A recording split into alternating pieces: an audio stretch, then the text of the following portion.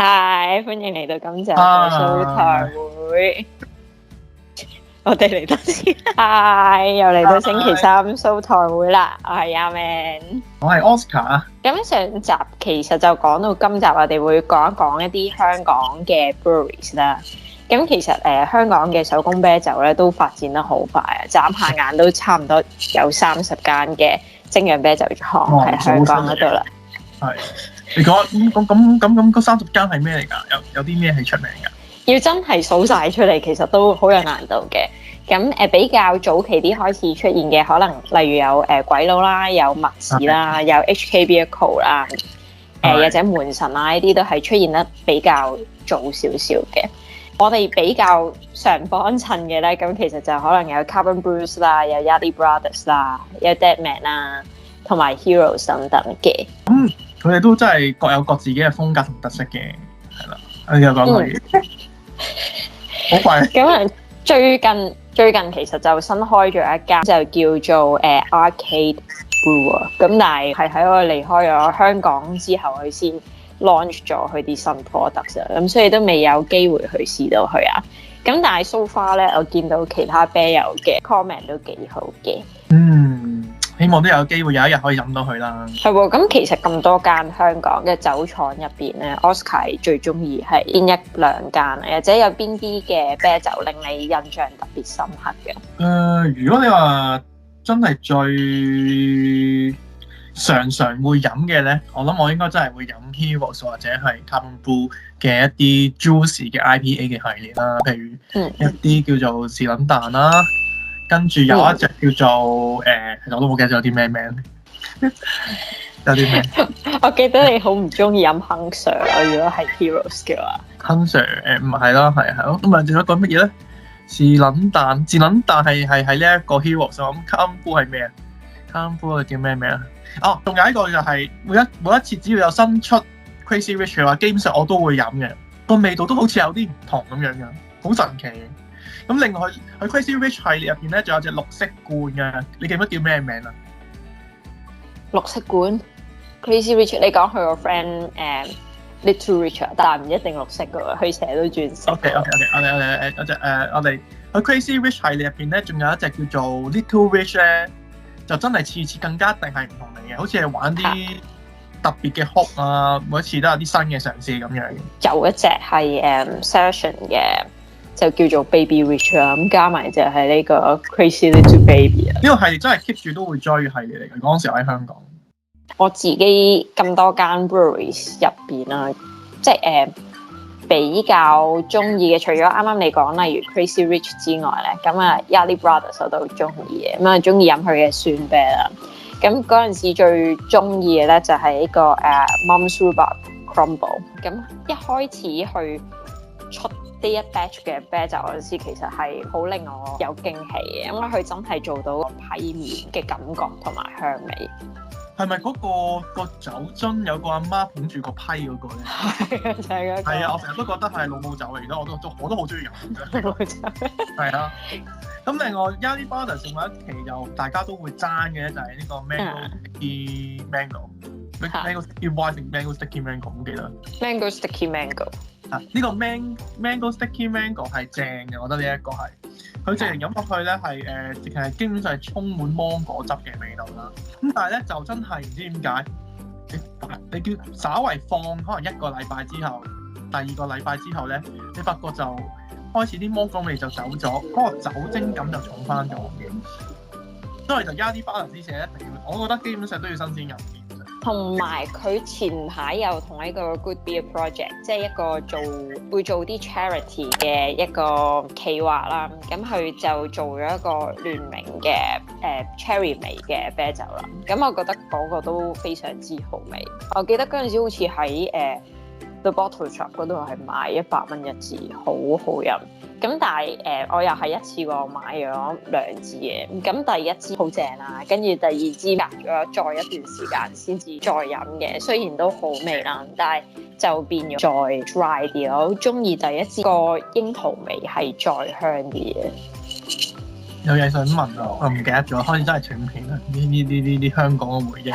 佢有一隻咧係泰式，好似咩 basil 落咗好多 base。Thai chili getaway，Thai chili getaway，Thai chili 係啦，Thai chili。佢仲有一隻黃皮咩？不過我好似買過一支啫，跟住就冇咗啦。我又好快又冇晒。再補充先，我繼續。咁除咗頭先 Yali 嗰啲之外，我記得仲有2支啊！我記得我一嚟嘅英國仲記得嘅，第一支就係 Thai chili 啦。Thai chili 真係對於嗰啲中意食辣嘅人嚟講咧，係飲落去辣辣地。有少少 basil 味嗰種感覺咧，真係好正嘅。我知道好多人未必中意，但係如果中意食泰國嘢啦，中意啲辣辣地嘅味道，就呢一隻酸啤係正嘅。前排再去飲嘅時候，我就覺得佢就變辣咗啲。前個巴素味就會再 balance 啲啦，依家就麻辣勁咗。可能佢都有再改過佢個 malt bill 啊，或者其他啲 recipe 咁樣，所以就個味道又唔同到。其實真係同紅酒有啲似，即係每一 batch 個味道都會硬係有啲唔同。另外咧，佢仲有出咗隻好特別嘅係 rampe，即係啲黃皮嘅果啦，即係比較少用啲嘅生果，佢哋都會夠膽去嘗試去用，飲落去嘅感覺都係好正。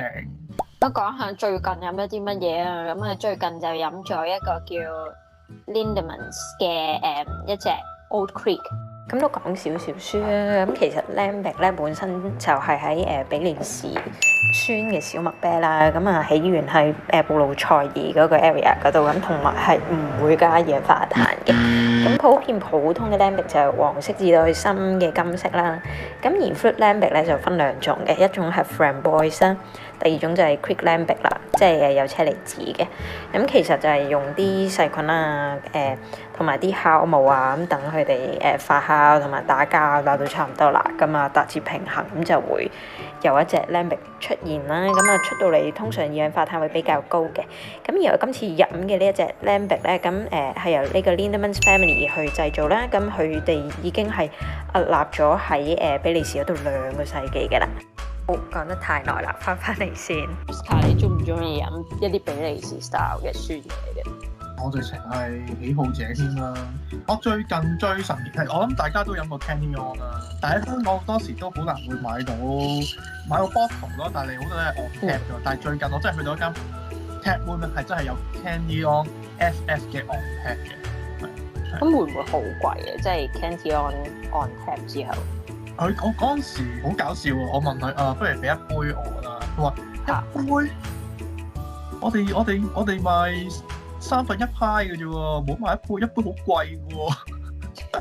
咁佢1/3派其實係賣緊7磅嘅，係啊。咁但係佢哋好似可能真係我係習慣咗香港生活嗰種消費啦，又覺得冇乜特別啦，有一杯。咁佢嗰刻有啲驚訝，佢嗰刻嘅驚訝都令到我有啲驚訝。其實我仲有一杯。一支 Cantillon 真係好鬼難求，因為佢每次都淨係整好細 batch 咁樣咧，咁跟住個個都好似要爭先至會有一支飲。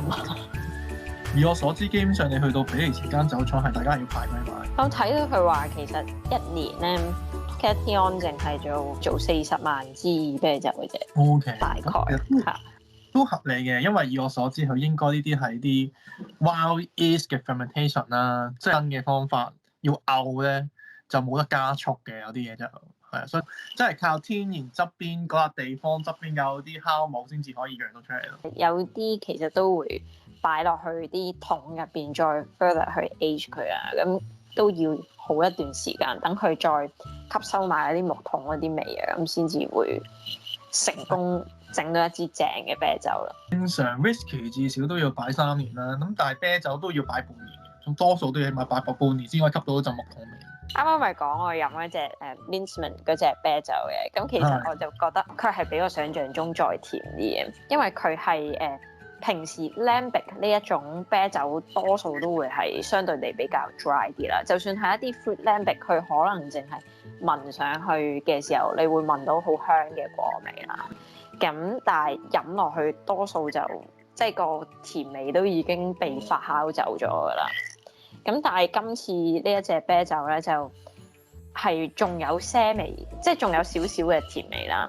咁所以我係有少少驚訝嘅。我諗 Lambic 對我嚟講就係佢好飲嘅地方就係要酸嚇。咁酸應該唔係果酸嘅酸嚟，其實係已經傾向係到檸檬酸嘅味道啦，一飲落去好醒神嘅。